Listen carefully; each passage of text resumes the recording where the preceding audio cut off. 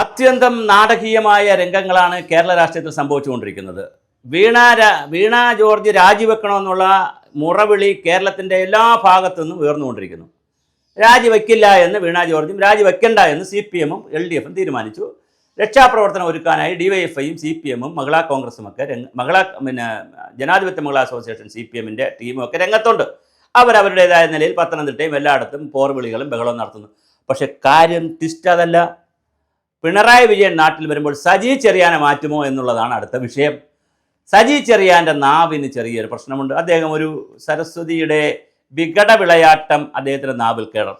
നേരത്തെ അദ്ദേഹം ഒരു പ്രാവശ്യം രാജിവെക്കേണ്ടി വന്നു. കുന്തോം കൊടച്ചക്രം എന്ന് പറഞ്ഞ് രാജിവെക്കേണ്ടി വന്നു. അവിടെ ചെങ്ങന്നൂർ മണ്ഡലം PC വിഷ്ണുനാഥ് കണ്ണിലെ കൃഷ്ണമണി പോലെ, കയ്യിലെ ഇരിക്കുന്ന നെല്ലിക്ക പോലെ, അല്ലെങ്കിൽ വളരെ മനോഹരമായി കൊച്ചുകുട്ടിയെപ്പോലെ PC വിഷ്ണുനാഥിൻ്റെ വളരെ സേഫായൊരു മണ്ഡലമായിട്ട് ചെങ്ങന്നൂർ കൊണ്ട് നടന്നതാണ്. ഹരിപ്പാട് നമ്മുടെ രമേശ് ചെന്നിത്തലയെ കൊണ്ട് നടക്കും പോലെ.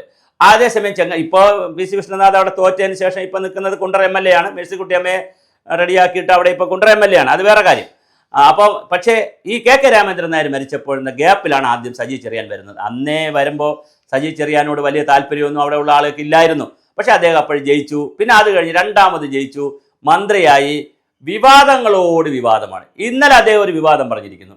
അദ്ദേഹം പറഞ്ഞതിൻ്റെ ഭാഷയാണ് പുള്ളിയുടെ പ്രശ്നം. പുള്ളി പറയുന്നതല്ല പ്രശ്നം, ആ കണ്ടന്റ് അല്ല പ്രശ്നം. ഭാഷ കൊണ്ട് പുള്ളി കുഴച്ചു കളയും, പറഞ്ഞ് നശിപ്പിച്ച് കളയും. അതാണ് പുള്ളിയുടെ ഒരു പ്രശ്നം. പറയാനറിയില്ല. മെയ്വഴക്കത്തോടുകൂടി പറയുന്നതാണ് രാഷ്ട്രീയക്കാരുടെ ജോലി. അങ്ങനെ പറഞ്ഞാൽ ഒരു കുഴപ്പമില്ല.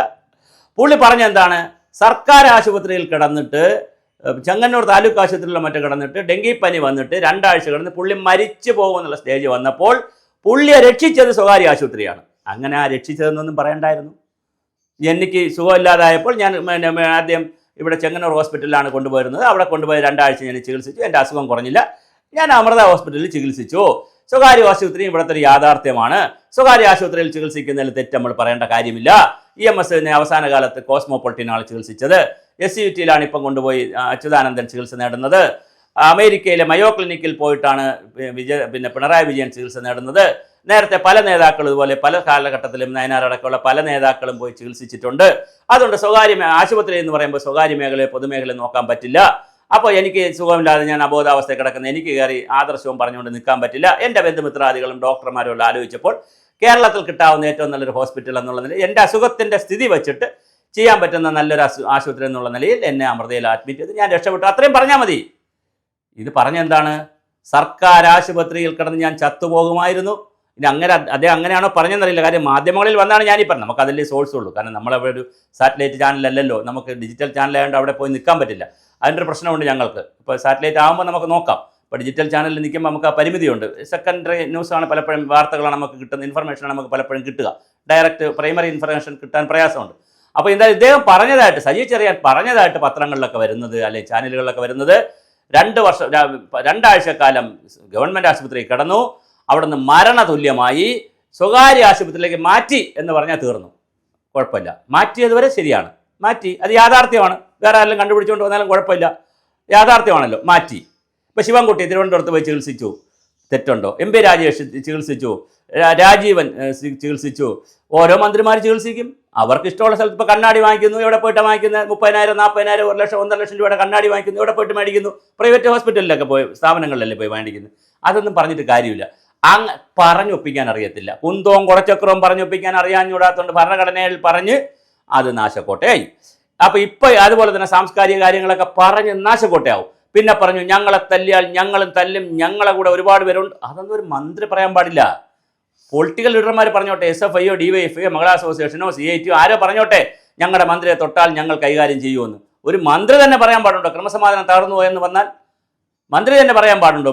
ഞങ്ങളുടെ ഒരു കൂടെയുള്ള സഹപ്രവർത്തിയായ വനിതാ മന്ത്രിയെ തൊട്ടാൽ ഞങ്ങൾ വീട് കയറി അടിച്ചുള്ളതെന്ന് മന്ത്രി പറയാൻ പാടില്ല.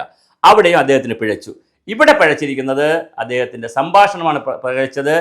സർക്കാർ ആശുപത്രി പോയതിനും കുഴപ്പമില്ല, അമൃതയിൽ പോയതിനും കുഴപ്പമില്ല. സംസാരിച്ചു കുളമാക്കി. ഒരു കാര്യം ഇവിടെ പറഞ്ഞ് അവസാനിപ്പിക്കാം. ഇദ്ദേഹം ഇത് പറഞ്ഞപ്പോൾ TP രാമകൃഷ്ണൻ, LDF-ന്റെ കൺവീനർ, കോഴിക്കോട്ട് എന്ന് പറഞ്ഞു, എന്നെ സർക്കാർ ആശുപത്രിയാണ് എന്നെ രക്ഷിച്ചത്. അപ്പോൾ ADF കൺവീനറെ രക്ഷിച്ചത് സർക്കാർ ആശുപത്രി, സജി ചെറിയാനെ രക്ഷിച്ചത് സ്വകാര്യ ആശുപത്രി. അതുകൊണ്ട് നമുക്ക് തീരുമാനിക്കാം, ജനങ്ങൾക്ക് സ്വകാര്യ ആശുപത്രി ഇവിടെ വളരട്ടെ, സർക്കാർ ആശുപത്രിയും വളരട്ടെ. രണ്ട് കൂട്ടരും കൂടി കേരളത്തിൻ്റെ ആരോഗ്യരംഗത്തിന്, ജനങ്ങളുടെ ആരോഗ്യത്തിൽ നല്ല ഒരു സേവനം കാഴ്ചവെക്കട്ടെ. സ്വകാര്യ ആശുപത്രി അവരുടെ സേവനം കൊടുക്കട്ടെ, സർക്കാർ ആശുപത്രി അവരുടെ സേവനം കൊടുക്കട്ടെ. സർക്കാരിനെ സംബന്ധിച്ചിടത്തോളം നിയന്ത്രിതമായി ഒരു മിക്സഡ് എക്കോണമിയെ മിശ്ര സമ്പദ് വ്യവസ്ഥ എങ്ങനെ കൊണ്ടുപോകണം എന്നുള്ളതിൻ്റെ ഹോംവർക്കുകൾ ചെയ്യുക.